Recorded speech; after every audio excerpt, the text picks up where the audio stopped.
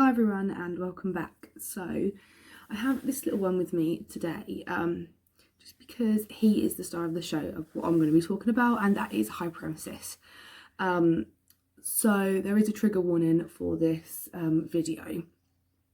I'm aware that some people get triggered by things like this, so I will be talking about hyperemesis, sickness, needles, mental health, sepsis, anything medical like that. So if you're not comfortable with that, then don't watch this video, and yeah, watch with caution. So I just thought I'd add that in there because I know that some people do find that stuff quite sensitive, so I thought I would just let you know.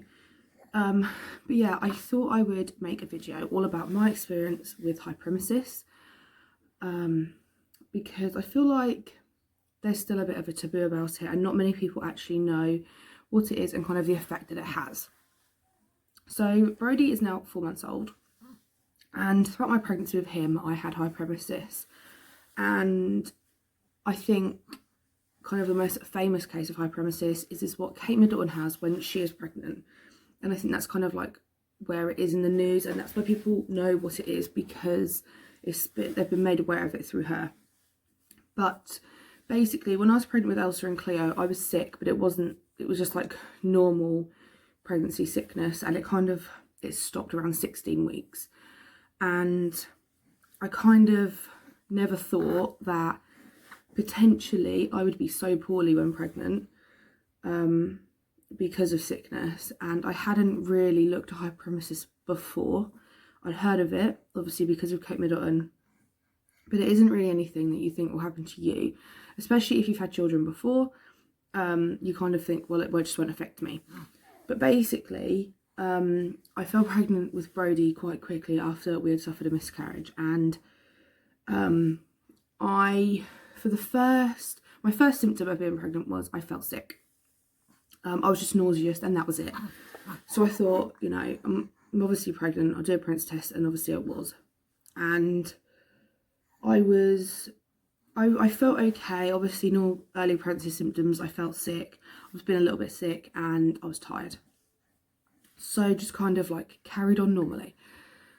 Progressively, it got worse, and we were actually due to go to Disneyland Paris kind of a couple of weeks after I found out I was pregnant. And if I'm not the pickiest eater, but I found it really difficult finding things that I could eat while I was in Disney, and I actually got quite poorly while I was there, and I felt awful.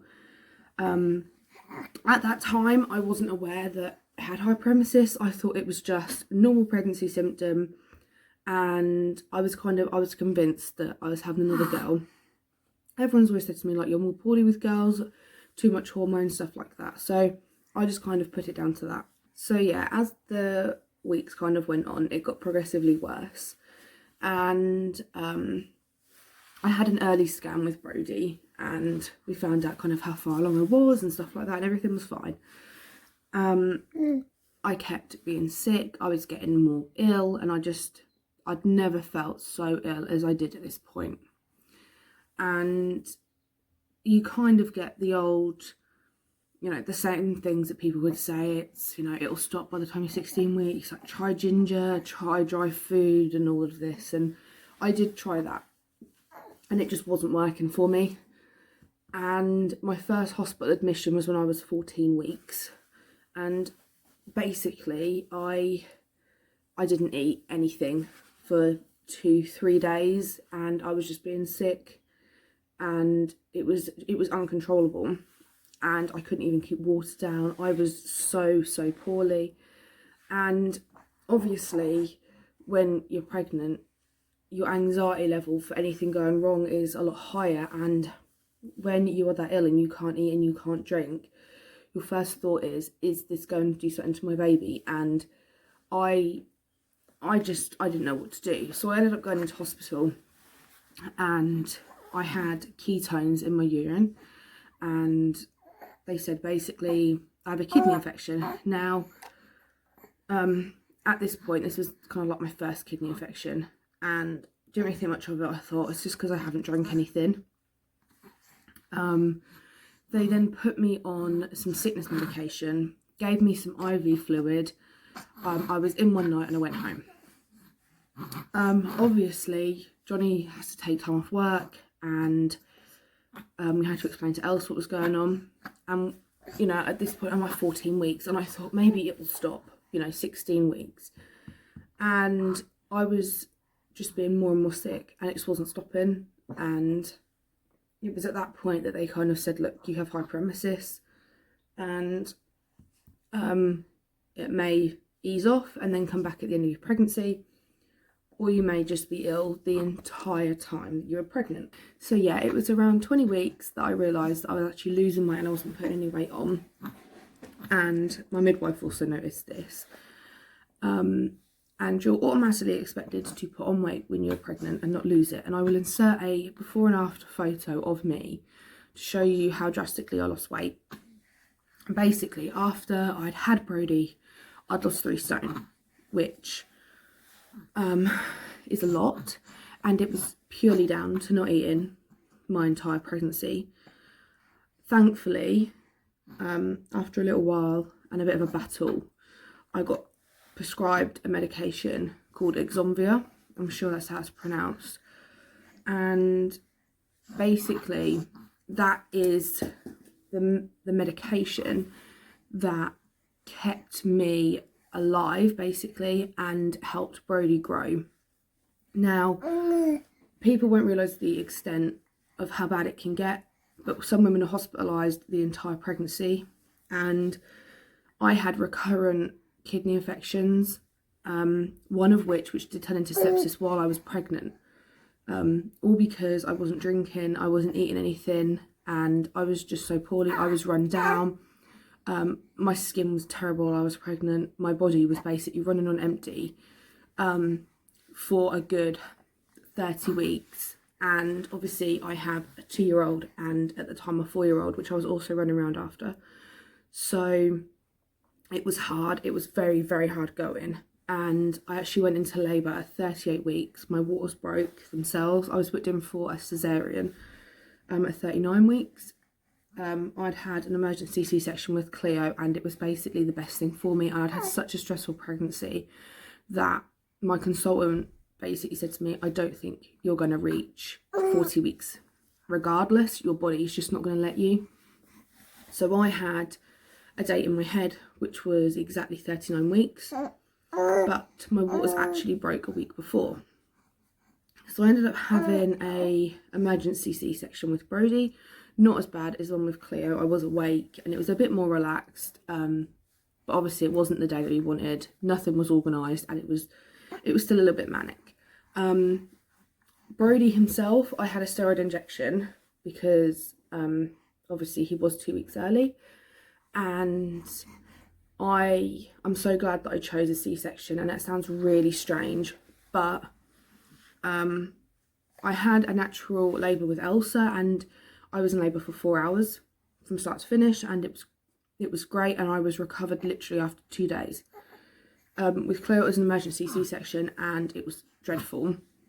I had a really bad time afterwards. So choosing a C-section was not like an easy way out for me, and because of like mental health and stuff, it really took its toll. Having to even be in the same theatre that I had my emergency section with Cleo. But for me, I don't think I'd have been able to go through labour. It would have taken too much energy out of my body, and I wouldn't have been able to cope. And Brody was actually a lot lighter than they thought he was. They were saying throughout my pregnancy that they were surprised that he was so big. They were expecting him to be between 8 and 9 pounds, and he was actually born at 7 pounds 3. He then lost weight and went down to 6'6", and he was tiny, and we actually had no clothes to fit him with us. We had to go and buy tiny baby clothes. He's making up for it now though, aren't you? But yeah, I had a really tough time with hyperemesis, and I think more people need to talk about it. I think more people need to be sensitive of it. I think people just think it's normal pregnancy sickness, and it's more than that. It ruins your body, basically, is the only way that I can put it. You run on empty, and you have this crippling anxiety of the fact that you try and eat because you were told that obviously you were growing this human being inside your body and you need to eat for your body to be able to do that and for you to cope with it, and you can't eat. I tried everything, and sometimes I was going 2, 3, 4 days without eating anything, and I couldn't drink anything else other than water, and it was dreadful. And my weight still obviously hasn't gone back on, which I'm quite happy about, but still I didn't want that to be the way that I lost weight. I felt completely out of control, and I'm just so glad that Brody is okay and he is here. I know some women aren't as lucky, and some women end up in hospital for the entire time they are pregnant, and yeah, some women just can't cope with it, and it's such a tough thing to talk about. But yeah, he is here in all his glory, and he really is a hyperemesis baby, aren't you? And yeah, he is putting on weight purely because it's not mummy that's helping him do it now. But yeah, he yeah, it's funny to now look at him and think that my body made this while being so poorly. But yeah, I just want more people to realise that hyperemesis is a serious thing, and women struggle with it every single day, but there is people out there to help. Pregnancy sickness support was something that some people were telling me about, and you can actually just phone them up and talk to them about it, and they're really, really good. There is also a Facebook group, which I will link in the description box, because a blogger friend of mine actually showed me that group when I first said that I had hyperemesis, and she added me to it, and actually it has been amazing. There's talk of medications on there, there's things that you should say to your GP. The women on there are just so supportive. There's they talk about support for like partners and stuff, because obviously at this time that I was being sick, Johnny was watching me, and he's not the best with things like that, and I think it took the toll on him as well, being off work, and I was getting rushed in ambulances, and yeah, I was being told you need to go to the hospital now, you need IV, you need this, you need that, and it was a really stressful time, and I can't imagine it's easy to watch your partner go through that. But it all worked out in the end, and yeah, obviously as soon as he was born, my sickness stopped, and I stopped my medication. I did feel a little bit of anxiety after he was born, because I'd taken medication for so long. I was worried that I would still be sick after having him, and I do have a little bit of anxiety when I feel sick now, which I think is completely normal when you go through something like that. But yeah, he's here, and after he was born it felt completely worth it. I look back now and I can't believe how rough we had it. So I will leave everything linked in the description box down below, and if you have any questions then leave them down below as well.